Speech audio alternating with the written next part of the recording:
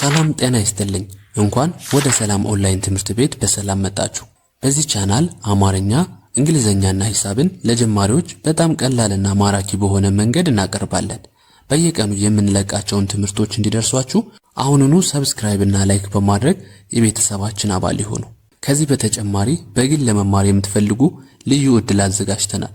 ባላችሁበት ሀገር ሆናችሁ በቀን 1 ሰዓት ብቻ በመመደብ ራስዎን ወይም ልጆችዎን ያስተምሩ። አሁኑኑ በኢሞ፣ በቴሌግራም ወይም በዋትስአፕ በስልክ ቁጥር +251 924 43 05 42 ሊመዝገቡ። ዕውቀት ለሁሉም። እስኪ ዛሬ በኮሜንት እንጀምራለን።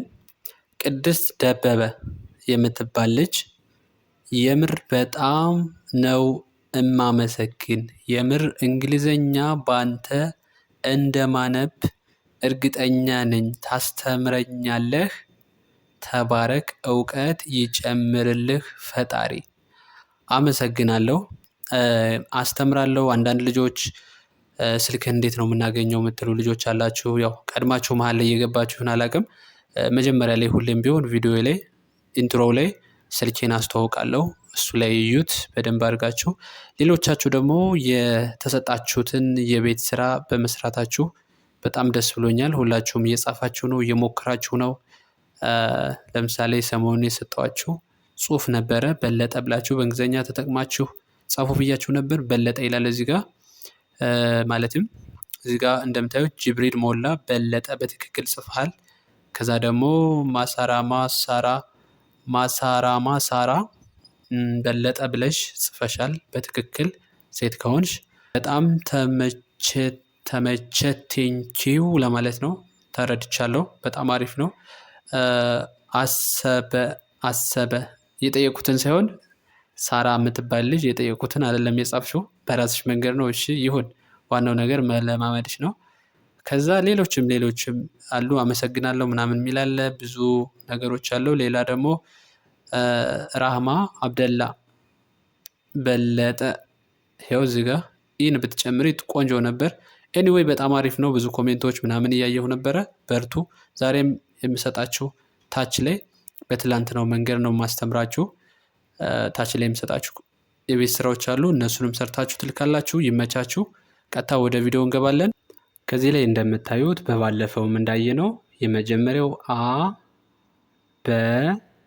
በ አንድ ላይ አገጣጥመን ስናነበው ፊት ለፊት ላይ አበበ። ከዚህ አበበ ከሚለው ቃል ላይ ይችኛዋን ሶስተኛ ላይ ያለችዋን በመቀየር ወደ ሁለተኛ ድምፅ ስንቀይራት ቡ ትሆናለች። ቡ ድምጿ ቡ ይሆናል። እንደገና ደግሞ ቅርጿ የመጀመሪያዋን ብቻ በመጻፍ የሚለውን የመጀመሪያውን በእንጽፍና ከጎን ላይ ቅጥያ ስንጨምርበት ቡ ይሆናል ማለት ነው። ስለዚህ በአንድ ላይ ስናነበው እንደምታዩት ከዚህ ላይ አበ እስከዚህ የመጀመሪያውና ሁለተኛው ተመሳሳይ ስለሆነ አበ ይላል ማለት ነው። ከላይም ከታችም። ከዛ ቡ ስንጨምር አበበ የነበረው ምን ይሆናል? አበቡ። በእንግሊዝኛ ሌተሮችም ደግሞ ስናይ አ ስንል ኤ ነው። በ ስንል ደግሞ ቢኢ ነው።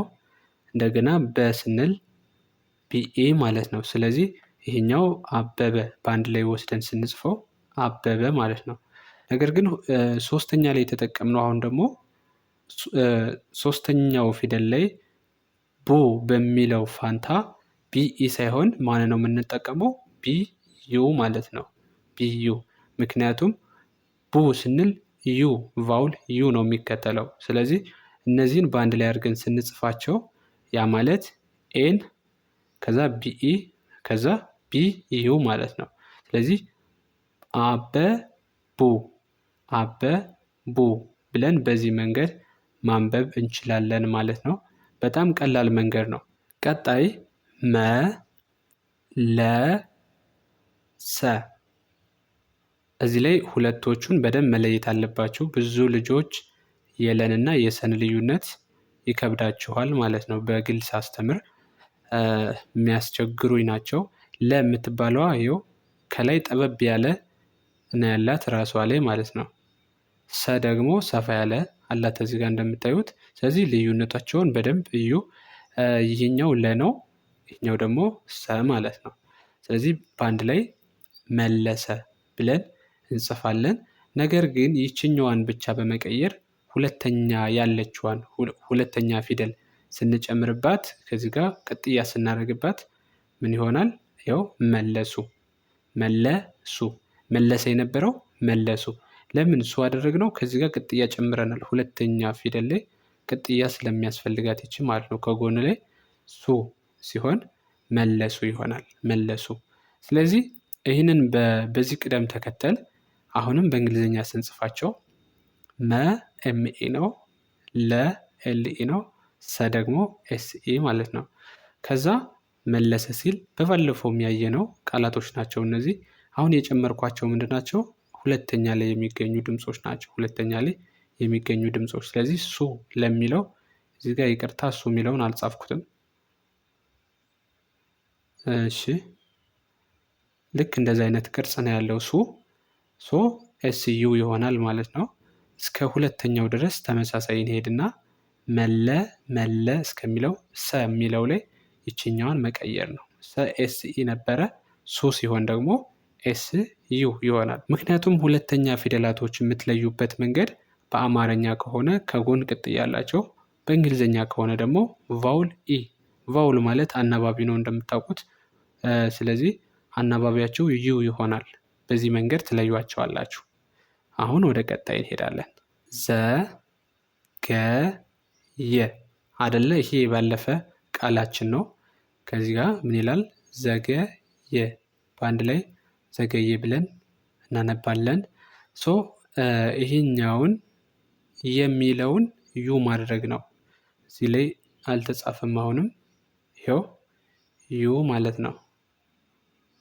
ዩ ስናደርገው ዘገዩ ዘገዩ ብለን እናነባዋለን እንጂ ዘገየ አንለውም። ለምን? ሁለተኛ ፊደል ስለሆነች፣ ሁለተኛ ላይ ማለቴ ሶስተኛዋ ማለት ነው። በእንግሊዝኛ ስንጽፈው ዘ የሚለው ዜድ ኢ ነው፣ ገ ጂኢ ነው፣ የ ዋይ ኢ ነው። በአንድ ላይ ይህኛው ዘገየ። ይህኛውም በባለፈው ያየነው ነው። ነገር ግን አሁን የጨመርነው ምንድን ነው? ዘገዩ። ኦኬ፣ ከዚህ ላይ ተሳስቻለሁ። ዩ ለማድረግ ነው። እዚህ ጋርም ስህተት አለ። ኢ ሳይሆን ዩ፣ ይችኛዋ ዩ አድርጓት። ስለዚህ በአንድ ላይ ስንጽፈው ይኛው ዘገ ዩ ከዚህ ጋር ተመሳሳይ ነው። እዚህኛው ጋር ልክ ነው። ዘገ ዩ ዘገ ዩ። ስለዚህ ሁለተኛ የአማርኛ ፊደሎች ከሆኑ ቅጥ ያደረግንን፣ አሁንም በእንግሊዝኛ ስንጽፍ ደግሞ ቫውሊን ዩን ጨመርንን ማለት ነው። ከዛ ውጭ ምንም የሚከብድ ነገር የለውም። እሺ፣ ቀጣይ ደ ለ ለ። እነዚህ ለለ ናቸው። ስለዚህ በአንድ ላይ ስናነበው ደለለ ደለለ። ከዛ ለሚለውን ሁለተኛ እናደርገዋለን እዚህ ላይ ማለት ነው። ሉ ስናደርገው ደግሞ ይኸው ደለሉ ደለሉ ይሆናል ማለት ነው። በእንግሊዝኛ ሌተሮች ስንጽፋቸው ደ ለሚለው ዲኢ ነው። ለ ስንል ኤልኢ ነው። አሁንም ለ ኤልኢ፣ ይኸው ደለለ በአንድ ላይ ስጽፉት። እንዲሁም ሉ ስናደርጋት ለ የነበረችውን ይችኛዋን ኢን አጠፍተን ዩ አደረግናት ማለት ነው። ስለዚህ በአንድ ላይ ይህኛው ደለሉ ብለን በዚህኛው መጻፍ እንችላለን ማለት ነው። ቀጣይ ይህኛው ምንድን ነው የሚለው?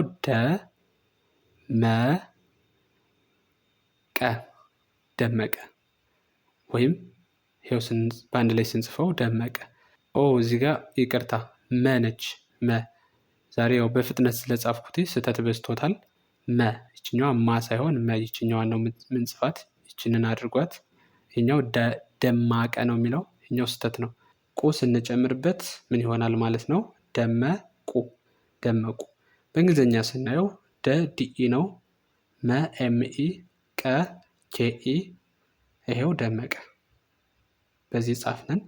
ከዛ ቁ የሚለው ጊዜ ቁ ስንል ደግሞ ደመቁ ስንል ይችን ኢ እናጠፋና ማንን እንጨምራለን? ዩን ማለት ነው። ዩን እንጨመርንን። ስለዚህ በአንድ ላይ ሲጽፉት ይኸው ደመቁ ብለን በእንደዚህ እንጽፋለን ማለት ነው። እሺ፣ ቀጣይ ይሄኛው ምን ይላል? አደገ አደገ። በአንድ ላይ ይሄው እዚህ ጋር ጽፌላችኋለሁ። አደገ አደገ። ከዛ ይችኛዋን ገ ምን እናደርጋታለን? ጉ ማለት ነው። ጉ ስናደርጋት አደገ የሚለው ምን ይሆናል? አደጉ አደጉ። ከዛ በእንግሊዘኛ ስናየው አ ኤ ነው፣ ደ ዲኢ ነው፣ ገ ጂኢ ነው። ከዛ በአንድ ላይ ይኸው ጻፍ ነው አደገ። ከዛ አደጉ የሚል ስንል ደግሞ ኢን እናጠፋና ማንን እንጨምራለን? ዩ። ተመሳሳይ ነው ፓተርኑ፣ ምንም ለየት ያለ ነገር የለም። በእንደዚህ ትጽፋላችሁ ማለት ነው። ወደ ቀጣይ ስንሄድ ይሄኛው ደግሞ አሰበ አሰበ። በአንድ ላይ ይሄው አሰበ አጠጋግተን ስንጽፈው ማለት ነው። ከዛ በ የነበረችዋን እዚህ ጋር ምን እናደርጋለን? ቡ እዚህ ጋር በመቀጠል ማለት ነው ቡ። ስለዚህ በአንድ ላይ ስንጽፈው አሰበ የሚለውን ይሄኛው አሰቡ ይሆናል። ለምን እዚህ ጋር ጨምረናል ማለት ነው። ከዛ በእንግሊዝኛ ስናይ አ ኤ ነው፣ ሰ ኤስ ኢ፣ በ ቢኢ፣ ቡ ከዛ ይህኛው አሰበ ይላል እና ቡ አሰቡ ስል ደግሞ ይችኛዋን መቀየር እንደ ቀድም እንደነገርኳችሁ ኢን ታጠፉና ዩ ማለት ነው። አሰቡ አሰቡ። እሺ ቀጣይ ለገሰ ለገሰ። በአንድ ላይ ይኸው ለገሰ ብዬ ጻፍኩትኝ። ከዛ በኋላ ደግሞ ሰን ወደ ማን ቀይርናል? ወደ ሱ ማለት ነው። ከዚህ ላይ በመጨመር ሱ። ስለዚህ በአንድ ላይ ስናነበው ለገሱ። እያንዳንዳቸው በእንግሊዝኛ ሌተሮች ስናይ ደግሞ ለኤልኢ ነው፣ ገ ጂኢ፣ ሰ ኤስኢ፣ ሱ ሲሆን ደግሞ ኤስዩ ማለት ነው። ስለዚህ ይኸው ለገሰ ስንል ኤስኢ ነው መጨረሻው፣ ለገሱ ስንል ደግሞ ኤስ ዩ ማለት ነው። ኤስ ዩ። በዚህ መንገድ እንጽፋለን ማለት ነው። ሌላውና የመጨረሻው በኮሜንት ራሳችሁ የምትሞክሩት አንድ ቃል እሰጣችኋለሁ ማለት ነው። ከዚህ ጋር ይህ በለጠ። ከዛ በአንድ ላይ ስናነበው ይኸው በለጠ። ነገር ግን ይህኛውን በባለፈውም ሰርታችሁታል። አሁን ደግሞ ማንን ጨመርነን? ጡ። ከዛ በለጡ። ሁለቱንም ትጽፋላችሁ ኮሜንት ላይ ማለት ነው። በለጠና ከዛ በለጡ። ልክ በዚህ በሰራውላችሁ መሰረት እናንተ ኮሜንት ጽፋችሁ ላኩልኝ፣ እኔ አስተካክልላችኋለሁ ማለት ነው። እስካሁን ከተከታተላችሁ ሁላችሁም ላይክ ማድረጋችሁን አረጋግጡ። በቀጣይ በሌሎች እመጣለሁ። መልካም ቆይታ